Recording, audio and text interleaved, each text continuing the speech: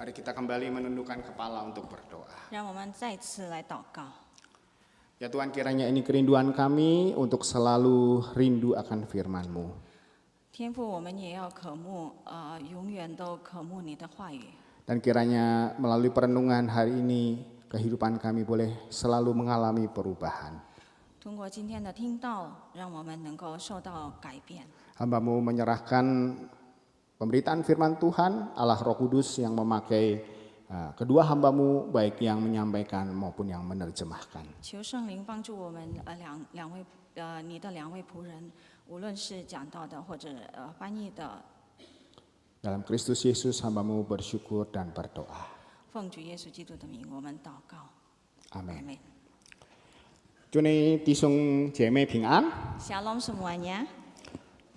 Ya, saya bersyukur hari ini boleh mendapatkan kesempatan kembali membagikan firman kepada Bapak Ibu sekalian. 我感到很感恩，因为今天也有机会给大家分享上帝的话语。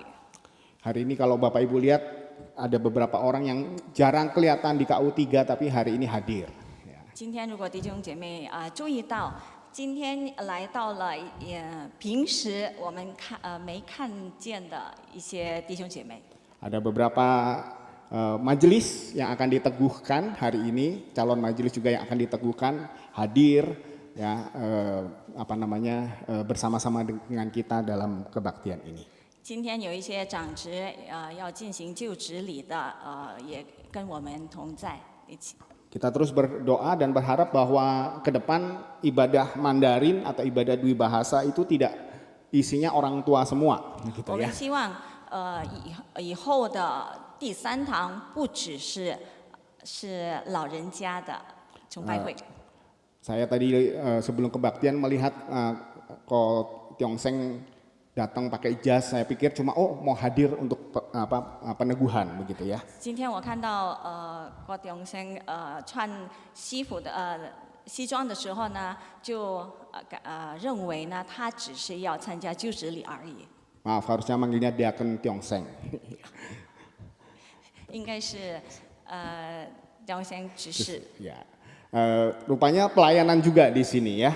Kemudian sebagai singer, kemudian saya juga jadi ada sesuatu dalam pikiran saya. Ternyata generasinya Soeharto itu usianya sudah mulai masuk usia jaling. 原来他是在这里也是服侍当伴唱的，我就意识到原来苏哈多的年代的一些人就已经进入了嘉龄的那些年龄了。 Saya juga termasuk generasinya Soeharto tapi sedikit belajar Mandarin.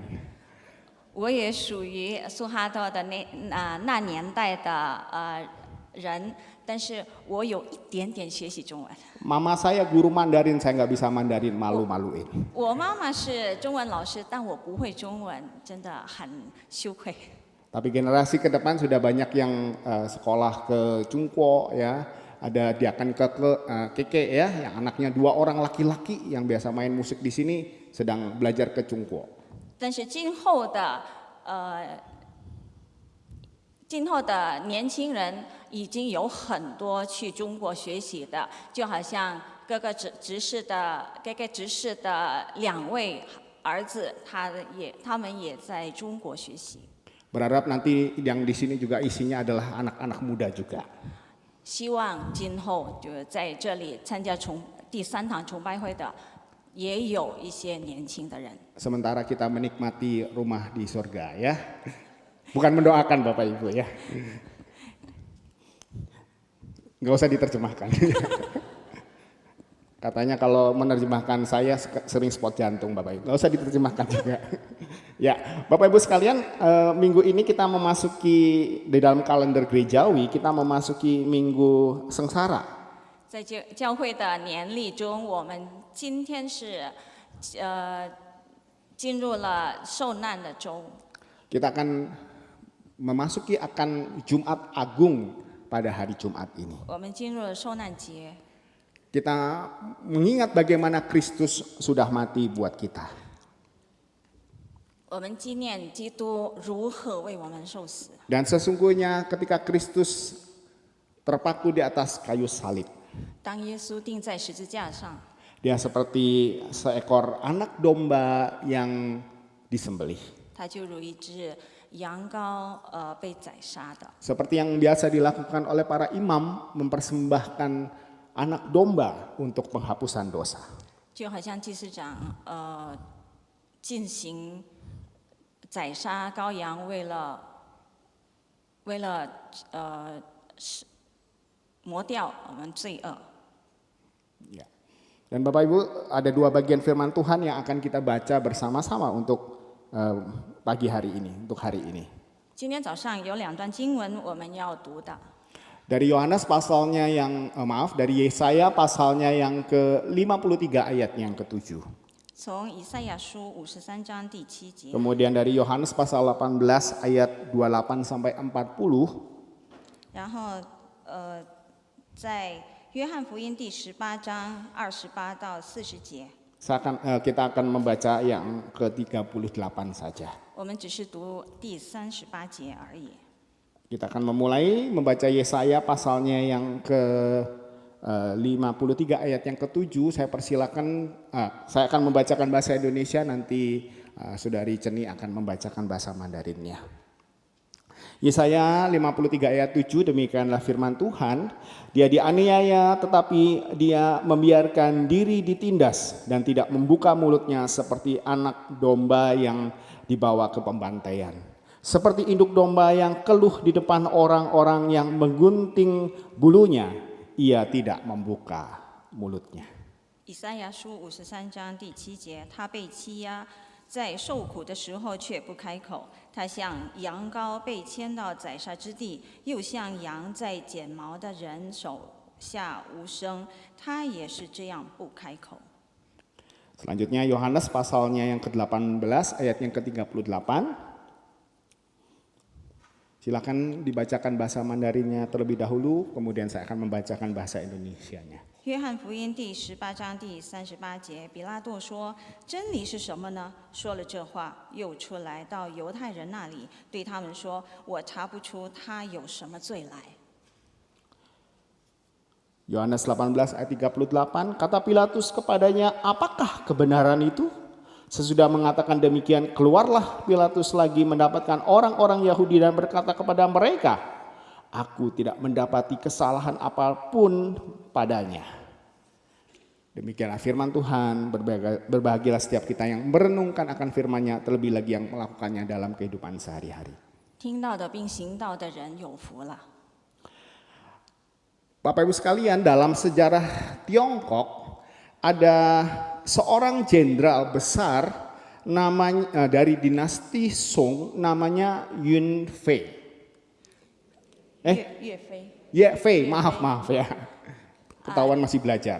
在中国的历史上有一位统帅军事的将军，他名叫岳飞。 Ye Fei ini adalah seorang jenderal yang begitu setia. 他是一位很忠诚的人， Dikenal sebagai pribadi yang berintegritas dan mencintai negaranya. 他又正直又爱国的人。 Namun ironisnya Bapak Ibu sekalian, 但可悲的是， Jenderal Yun Fei ini bukan mati di dalam medan pertempuran, 岳飞并不是在战场上牺牲的， melainkan dia mati dihukum oleh bangsanya sendiri. 而是他是被他自己国家的人判死刑的。 Apa kesalahan Yun Fei hingga dia dijatuhi hukuman mati? 岳飞犯什么错呢？使他被判死刑。 Ada yang tahu ini? 大家有人知道吗？ Mo Shuyo. Betul ya? 莫须有。 Ya, Mo Shuyo. Sudah monyong-monyong masih salah ini ya. Bapak Ibu sekalian, Mo Shuyo ini ada satu istilah dalam bahasa Mandarin. 莫须有就是在中文里面的这个词呢，是在中文里面是一个形容。 Saya tanya ke Google Translate ya. 我问谷歌翻译， Katanya istilah ini artinya tuduhan palsu. 这个词呢，它的词义是没有犯罪的一个罪名。 Iya. Kalau dalam pengertian ini ya, mo shuyo itu artinya adalah tuduhan yang tidak perlu bukti. 就是没有证据的，毫无证据的罪名， Tuduhan yang sebenarnya nggak ada. 是凭空捏造的。 Jadi Yun Fei ini dihukum mati oleh karena tuduhan yang dicari-cari. 所以岳飞被判死，是因为一个凭空捏造的罪名， Bahkan mungkin nggak ada tuduhannya. 甚至有可能是没有犯罪的。 Ia adalah korban politik.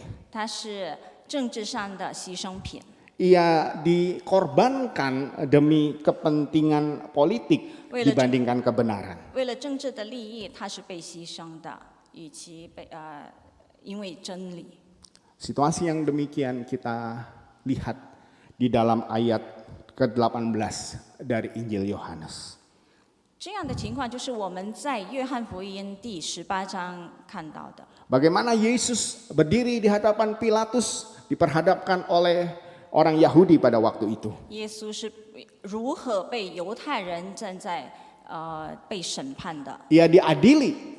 他被审判， Namun demikian Bapak Ibu sekalian, ketika dicari-cari kesalahannya tidak ada. 然而当他们正在审查的时候呢，他们并找不到耶稣的罪名。 Namun orang Yahudi tetap meminta supaya Yesus itu dihukum. 但是犹太人依然要求耶稣被判。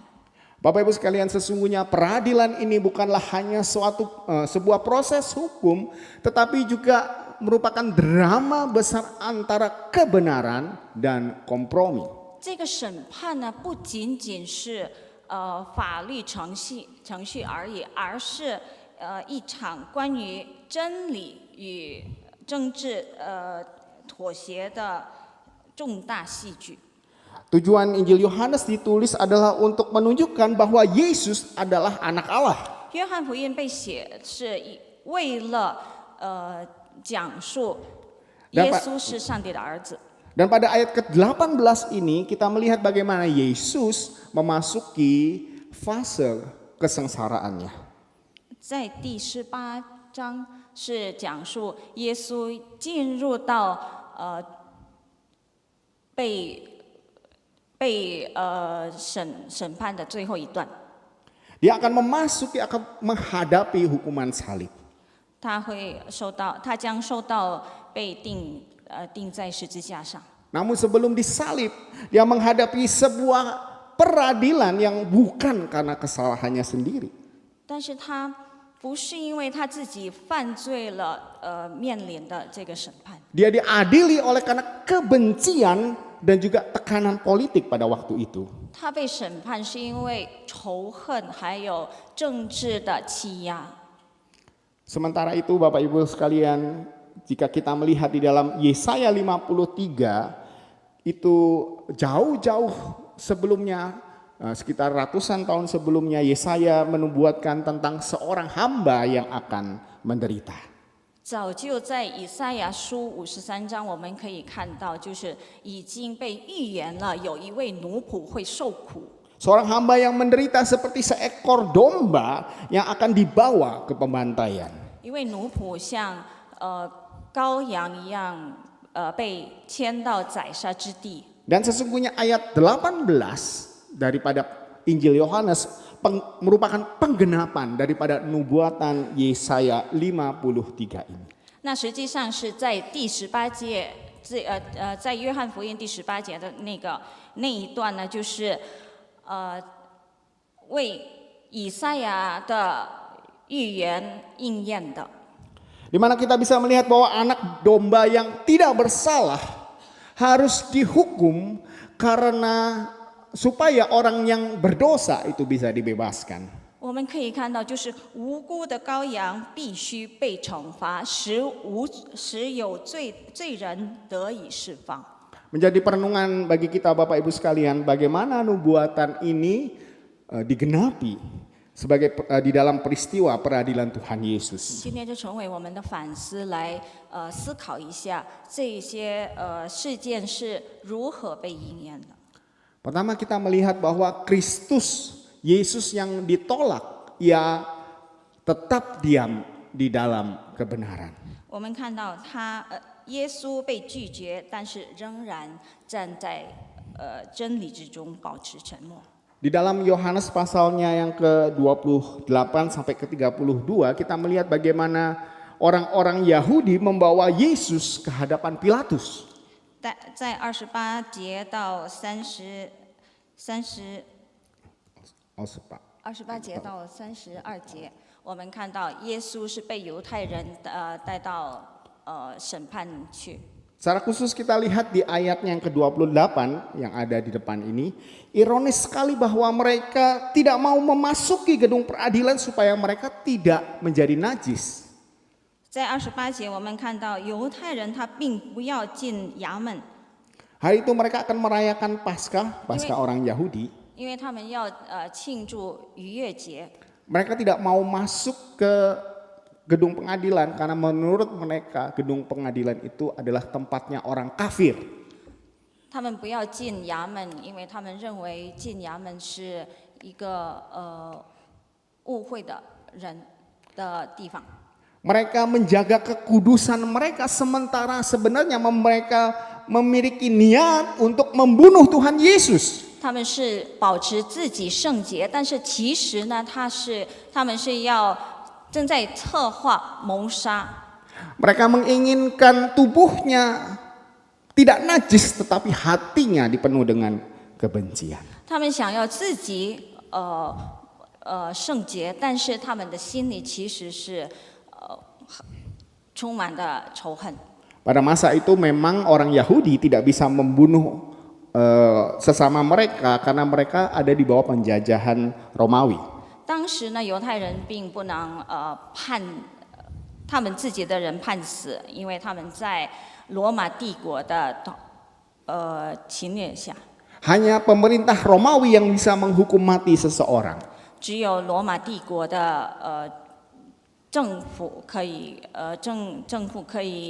判死刑。 Karena itulah Tuhan Yesus dihadapkan kepada Pilatus. 所以耶稣被带到比拉多面前，罗马帝国的审判。 Dan selanjutnya Bapak Ibu sekalian, jika kita membaca di ayatnya yang ke-37 dan ke-38, ada percakapan antara Pilatus dengan Tuhan Yesus. 接下来，如果我们看到第37到38节的经文，我们看到耶稣与比拉多对话。 Ada kata kebenaran di sana Bapak Ibu sekalian. 有一个词叫做真理， Kata kebenaran dalam bahasa Yunaninya itu aletheia.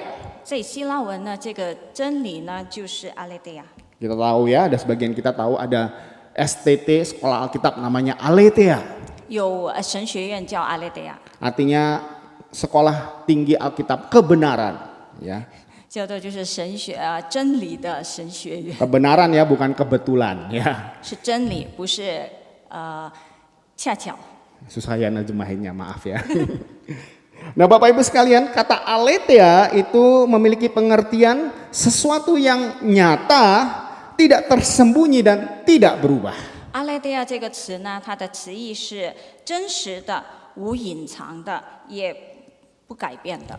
Dan sesungguhnya ketika Tuhan Yesus berdiri di hadapan Pilatus, ia sendirilah kebenaran itu. 实际上，耶稣站在比拉多面前呢，他本身就是真理。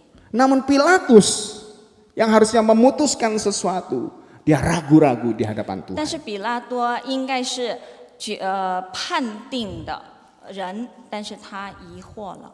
Pilatus tahu Tuhan Yesus tidak bersalah.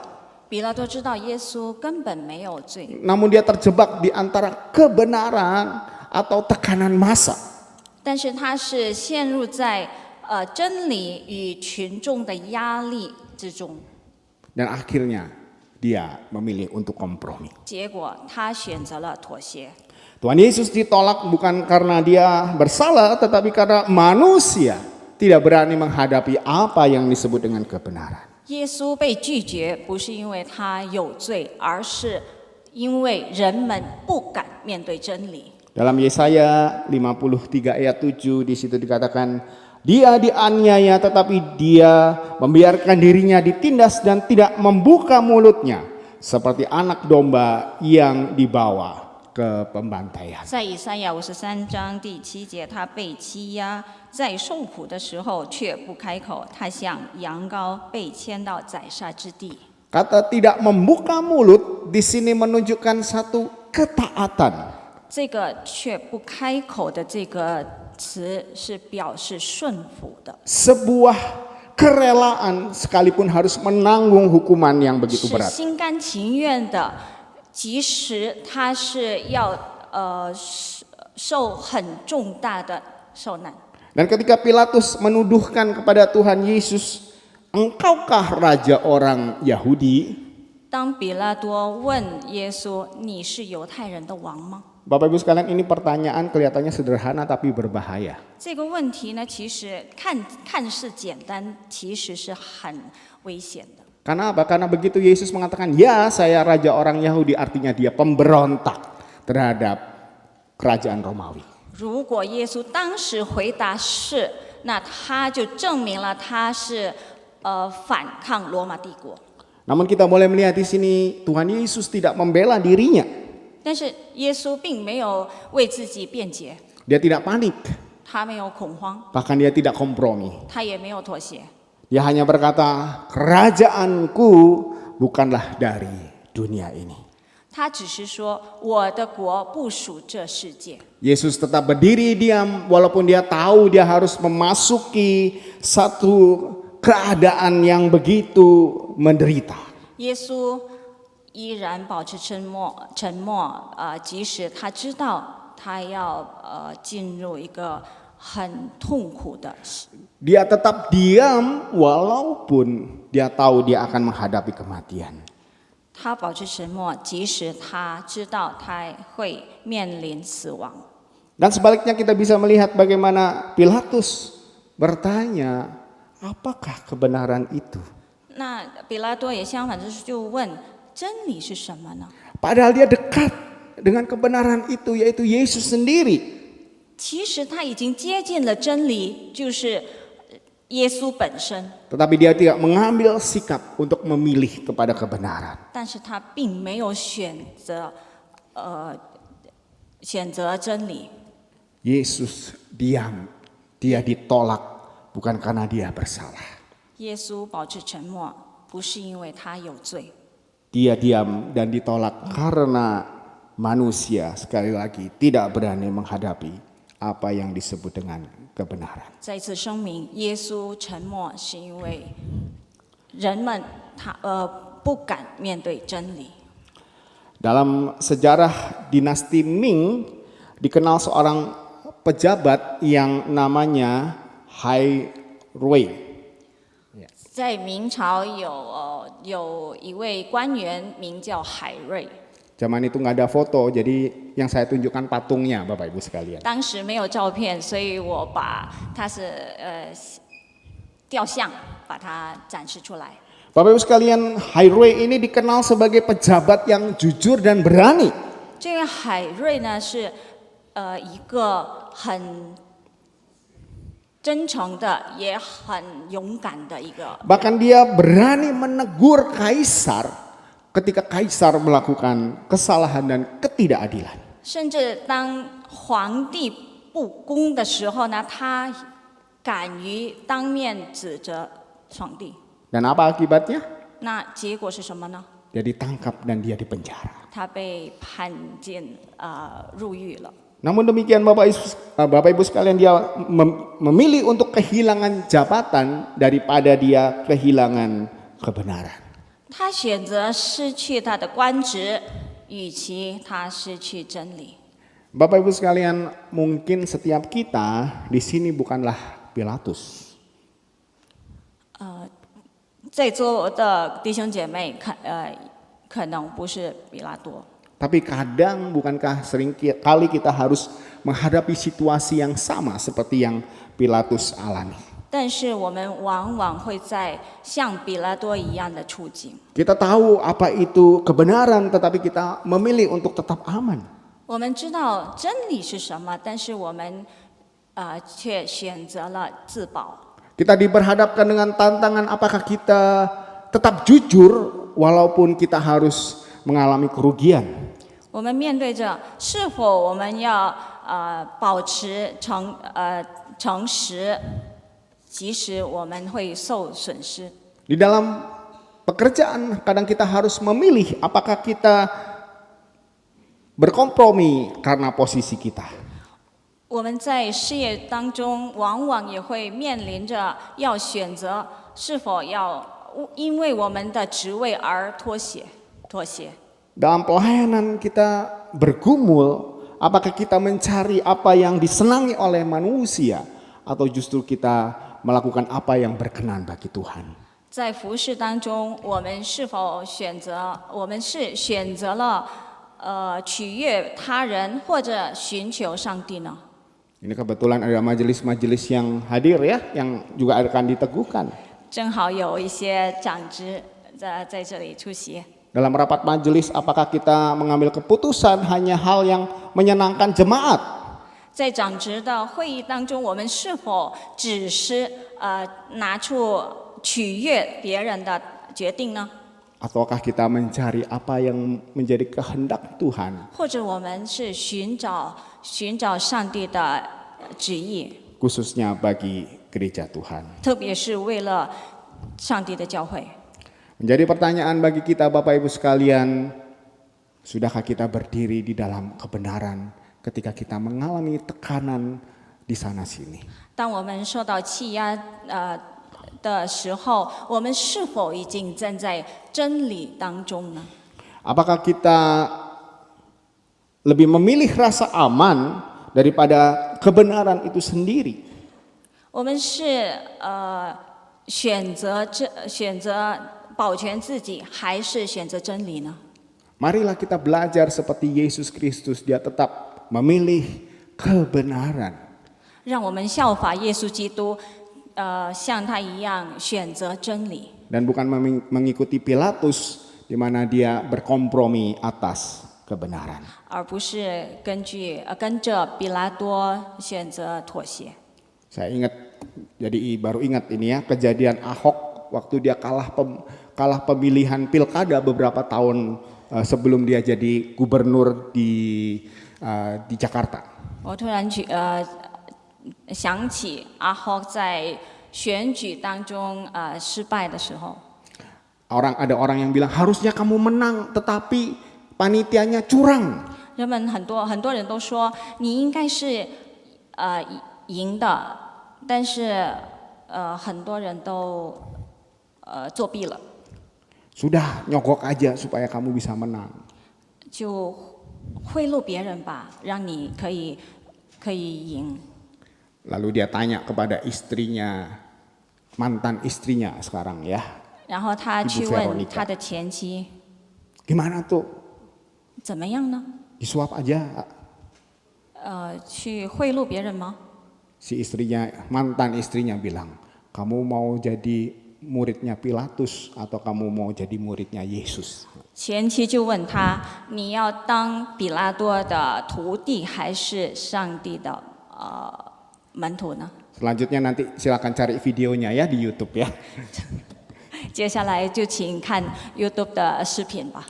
Hal yang kedua Bapak Ibu sekalian, bagaimana pengadilan Yesus Kristus itu adalah penggenapan daripada Yesaya. 第二点，耶稣进行这个审判的是怎么应验了以赛亚的预言呢？ Sesungguhnya Yesus adalah penggenapan daripada Yesaya oleh karena ia menggantikan orang yang berdosa. 耶稣应验了以赛亚的预言，就是他取代了罪人。 Di dalam Yohanes pasalnya yang ke-18 ayat ke-39 sampai ayat yang ke-40, di situ kita bisa melihat bagaimana Pilatus menawarkan antara Yesus dan Barabas. 在约翰福音第18章第39到40节，我们可以看到比拉多怎样去提出一个选择：耶稣还是巴拉巴。 Pilatus menghadapkan kepada orang Israel Yesus dan Barabas. 比拉多向以色列人提出了选择：耶稣和巴拉巴。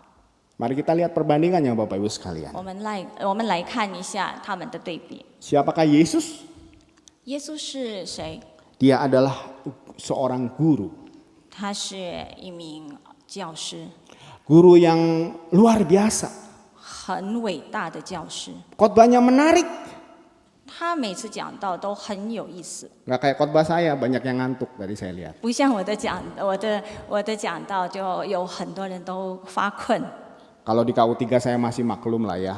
Kalau khotbahnya kepanjangan, aduh gitu ya. 在第三堂呢，我还可以理解，如果我讲道太长的话。 Di KU1 tadi juga ada yang begitu ya. 在第一堂呢，我也看到，也是有人发困。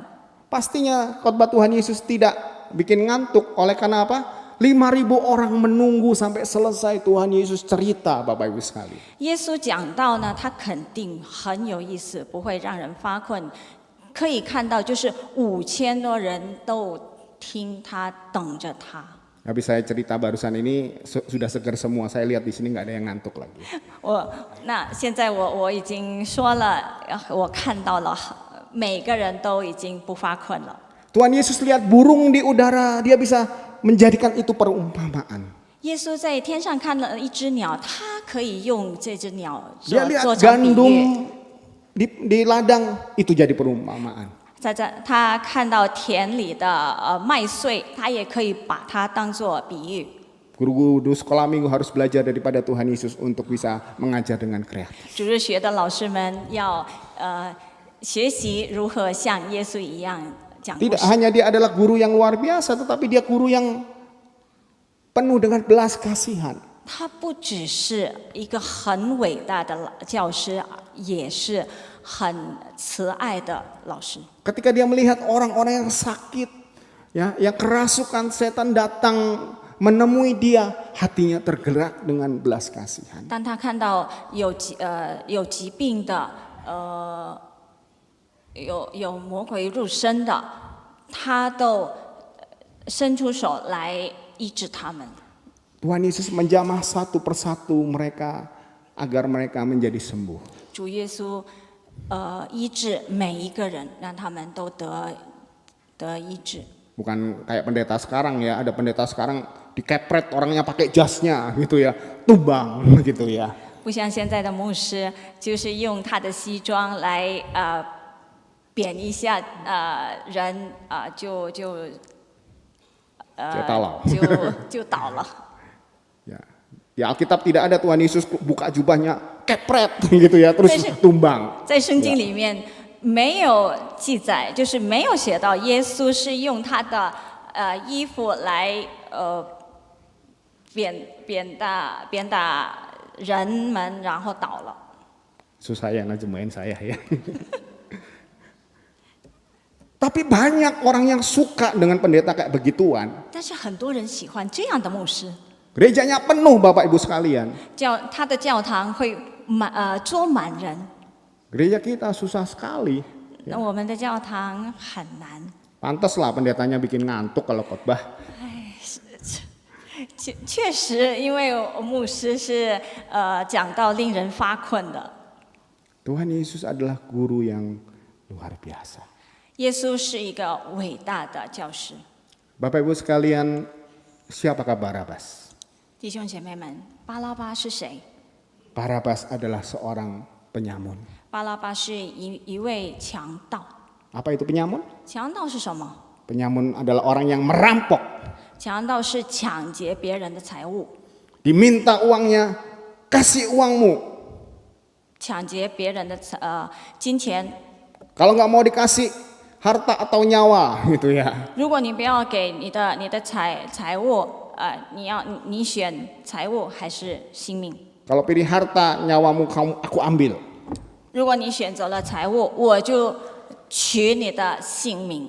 Penyamun mengambil dari kita. 强盗是抢夺我们的东西， Sementara Yesus memberi kepada kita. 而耶稣是给予我们的， Memberi pengajaran, memberikan kesembuhan, memberikan berkat bagi setiap kita. 给予教养，给予医治。 Tuhan Yesus selain guru yang baik, dia tidak bersalah.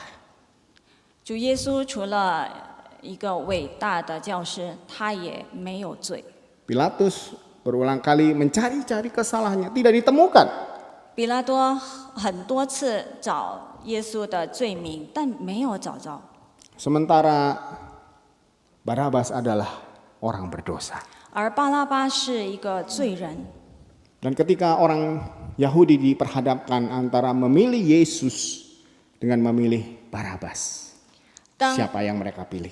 犹太人被面临着一个耶稣和巴拉巴的选择，他们选择谁？ Mereka memilih Barabas untuk dibebaskan sementara Yesus dihukum. 他们选择巴拉巴被释放，而耶稣被惩罚。 Pada Yesus mereka berteriak, salibkan dia, salibkan dia. 他们对耶稣说：“定死他。” Padahal beberapa waktu sebelumnya mereka berteriak, Hosana, Hosana, inilah Mesias Raja yang kita tunggu-tunggu. 而之前呢，他们说何塞纳，何塞纳，这是就是我们等候的王。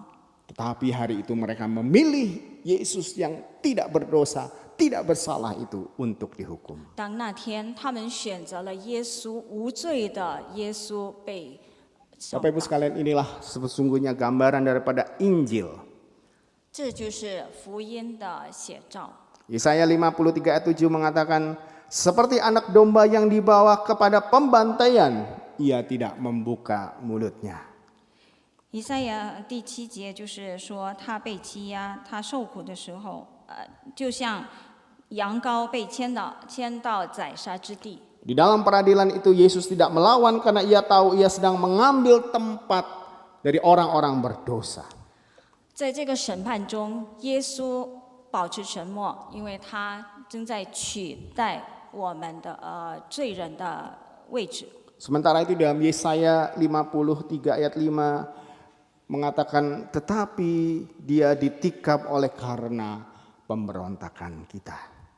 在以赛亚书53章第5节记载说，他为我们的过犯受苦。 Bapak Ibu sekalian, Yesus menggantikan posisi kita dengan mati bagi kita. 耶稣取代了我们的位置来代替我们受死。 Dengan demikian, nubuatan Yesaya 53 tentang hamba yang menderita itu dikenapi di dalam penderitaan dan kematiannya. 这样就在以赛亚书53章的预言，就在耶稣受难并受死的这个事件被应验了。 Bapak Ibu sekalian, dalam kisah klasik Tiongkok kuno ada kisah yang disebut dengan Chao Shui Guo ya.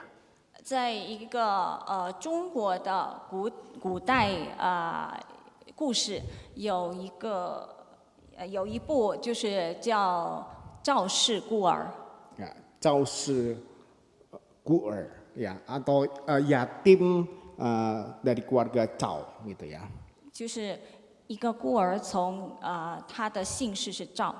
Dikisahkan pada waktu itu ada di zaman dinasti Zhou, ini bukan Chao ya, Zhou di negeri Qin waktu itu Tiongkok masih terpisah-pisah gitu ya. 这个故事呢，就是在周代时期在晋国。 Ya, ada seorang bangsawan dengan bermarga Chao ya, namanya Chao Tun. Ya. 有一个就是叫赵盾的一个 Keluarga 贵 kaya 族 lah gitu 一个贵族。 ya. Ya, oke. Nah, keluarga ini difitnah ya, Chao Tun ini difitnah oleh seseorang yang namanya Tu An Kuo. Ya. 他是被杜安国污蔑了。 Oleh karena fitnah itu seluruh keluarga Chow itu dibunuh, Bapak Ibu sekalian. 就是因为这个污蔑呢，赵氏就满门抄斩， Dan tinggal satu bayi dari keluarga Chow ini. 生下一个婴儿。 Rupanya ada satu orang namanya Cheng Yi, ya Cheng Yi, ini ya orangnya ya. Cheng Yi ya.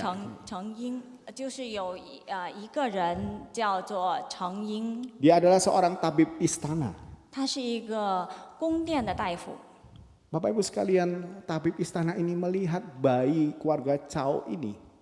这个宫殿的大夫呢，是看到这个赵氏的婴儿， Dia tahu ini adalah bayi yang berharga 他知道这个婴儿是很宝贵的， dari keluarga bangsawan.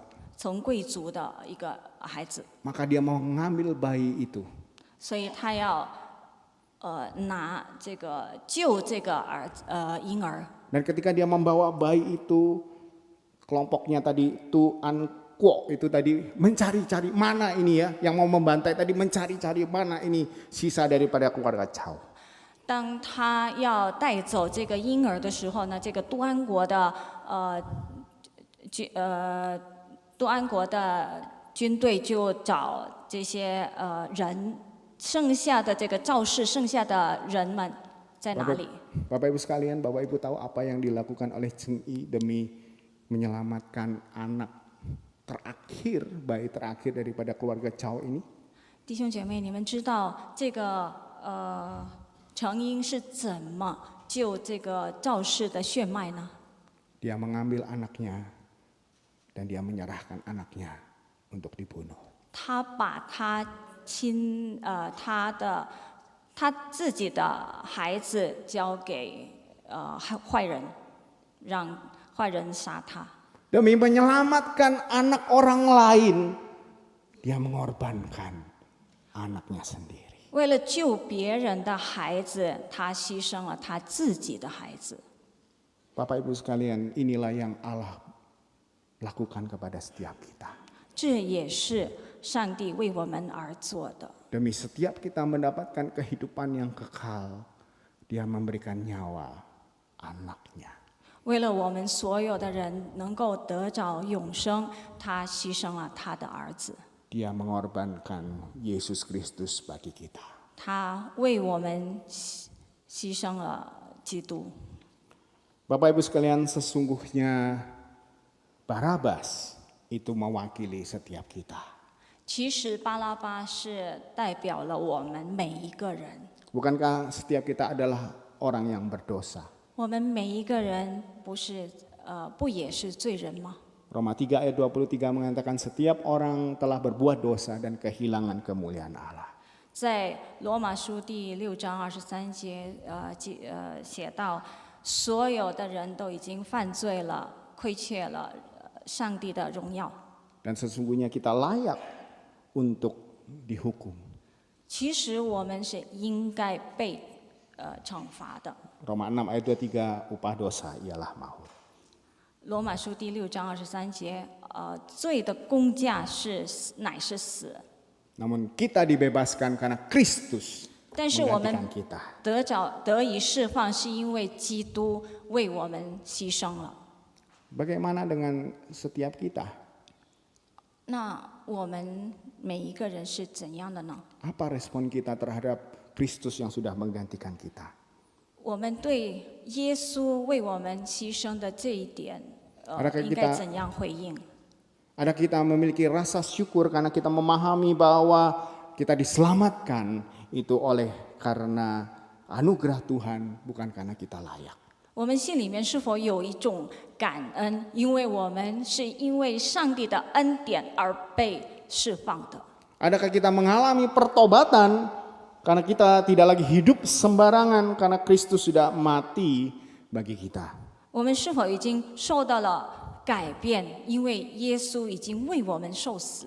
Relakah kita berkorban bagi Kristus, melayani Dia sepanjang kehidupan kita? 我们是否愿意为他已经舍己的耶稣，终身服侍他。 Peristiwa Yesus diperhadapkan bersama-sama dengan Barabas mengingatkan kita.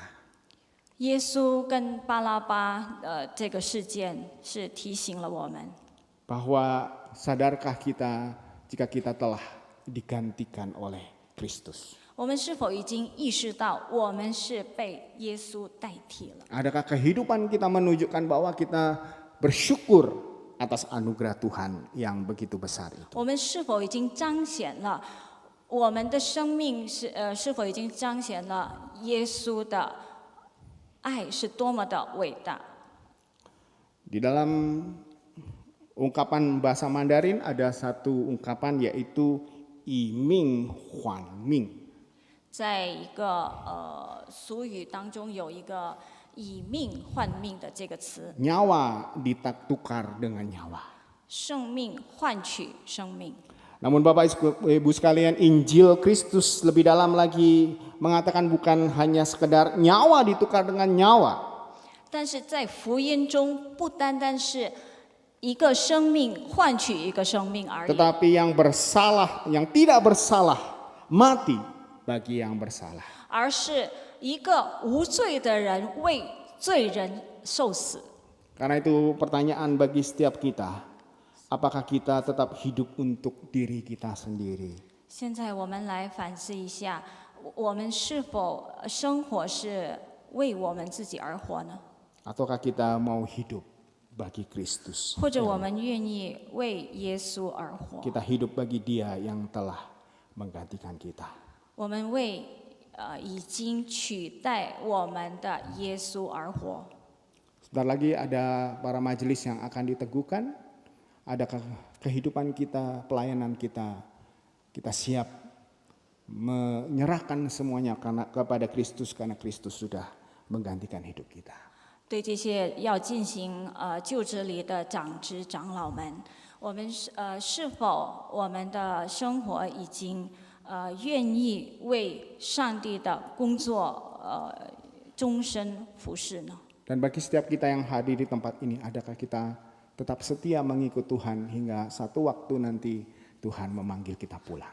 那在座的每一位是否也愿意为上帝服侍，为上帝而活，直到上帝 Karena pengorbanan 呼召我 Kristus 们？ begitu besar dalam kehidupan kita. 因为耶稣的牺牲为我们的生命是无比的伟大。 Mari kita berdoa. 我们来祷告。 Kami bersyukur kepada Yesus Kristus yang pengorbanannya begitu luar biasa bagi setiap kami ya Tuhan. 主耶稣基督，我们为你为我们牺牲的伟大事件感恩。 Tolonglah kami boleh memahami akan hal ini sehingga ketika kami melakukan apapun dalam kehidupan kami, kami ingat untuk melakukannya yang terbaik bagi Tuhan. 求你帮助我们，让我们时刻都能够纪念我们所做的都是因为要服侍你为我们牺牲的这个事件。 Dan menjelang Paskah ini ya Tuhan, kami rindu bahwa kami juga terus mengingat Kristus yang sudah mati di dalam peringatan Jumat Agung dan juga nanti bangkit menunjukkan kemenangan atas maut dan kematian. 在这一周，我们要预备好，我们为受难日和复活节要纪念你为我们在罪恶上已经得胜利的。 Dan sesaat lagi Tuhan, kami juga akan meneguhkan beberapa orang majelis dan kiranya para majelis mengingat bahwa pengorbanan kami tidak sebanding dengan apa yang Tuhan berikan. 一会儿我们也要进行就职礼，让每一位长子长老都能够纪念您的牺牲是无比的伟大。 Waktu kami, tenaga kami, bahkan uang kami tidak sebanding dengan pengorbanan Kristus di atas kayu salib. 我们的时间、力量以及金钱都不能与你的牺牲而比的。 Dan kiranya segala kehidupan kami boleh berkenan bagi Tuhan. 但愿我们的生命都能够配得讨你喜悦。 Dalam Kristus Yesus hamba-Mu bersyukur dan hamba-Mu berdoa. 奉主耶稣基督，我们感恩和祷告， Amin. 阿门。